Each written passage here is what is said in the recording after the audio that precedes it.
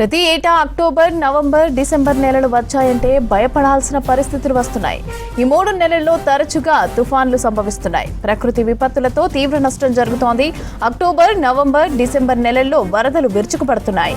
భయంకరమైన గాలులు, ప్రాణాలు తీసే తుఫానులు ఈ 3 నెలల్లోనే ఎక్కువగా వస్తున్నట్లు గుర్తించారు వెదర్ ఎక్స్పర్ట్స్.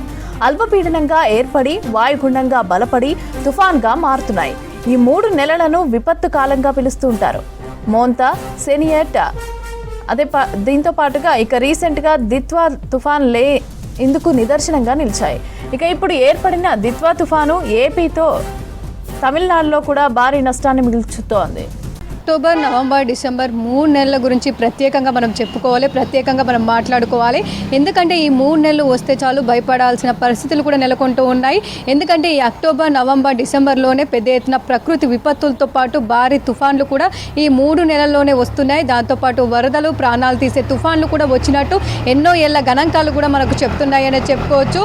సో దాదాపుగా చూసుకున్నట్టయితే ఈ అక్టోబర్, నవంబర్, డిసెంబరు మంత్ అంటే ఇయర్ ఎండ్ వచ్చేసరికి కూడా మనకు ముఖ్యంగా నైరుతి ఋతుపవనాలు ఏవైతే ఉంటాయో అవి దిశను మార్చుకోవడం, దాంతోపాటు తిరోగమనం చెందడం, ఈశాన్య ఋతుపవనాలు ఎంటర్ అవుతుండడంతో కూడా గాలి దిశ మారుతుంది. సో ఈ సమయంలో బంగాళాఖాతంలో చిన్న డిస్టర్బెన్స్ ఏర్పడ్డా కూడా మనకు అల్పపీడనంగాను, వాయుగుండంగాను, దాంతోపాటు తుఫాన్గా కూడా మారే అవకాశం ఉంటుంది.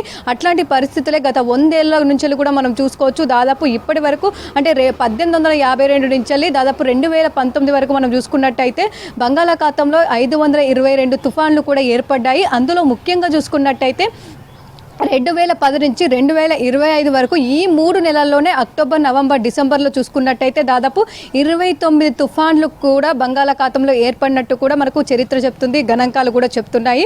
ముఖ్యంగా చూసుకున్నట్టయితే మికాం కావచ్చు, మాండూస్ కావచ్చు, గతంలో వచ్చిన హుదూద్ కావచ్చు, ఎంత తీవ్ర నష్టాన్ని చూపెట్టాయో కూడా మనం చూసాము. దాదాపు భారీ వరదలు ఎంతో నష్టాన్ని చేకూర్చాయి. అదేవిధంగా దాదాపు వచ్చిన తుఫాను కారణంగా ఇల్లు, పుట్ట, గాలి అన్నీ కూడా కొట్టుకుపోయిన పరిస్థితులు చూసాము.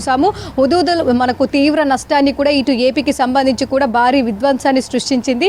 అదేవిధంగా కూడా మనకు అది అక్టోబర్ నెలలో వచ్చింది. ఇక ప్రస్తుతం అంటే మనం చరిత్ర గురించి కాకుండా ప్రస్తుతం చూసుకున్నట్టయితే కూడా దాదాపు ఈ 3 నెలలు అంటే అక్టోబర్, నవంబర్, డిసెంబర్ చూసుకున్నట్టయితే మనకు అక్టోబర్ నుంచి కూడా మనం చూసుకున్నట్టయితే దాదాపు ఇప్పటికే మోంతా తుఫాన్ తీవ్ర నష్టాన్ని చూపించింది.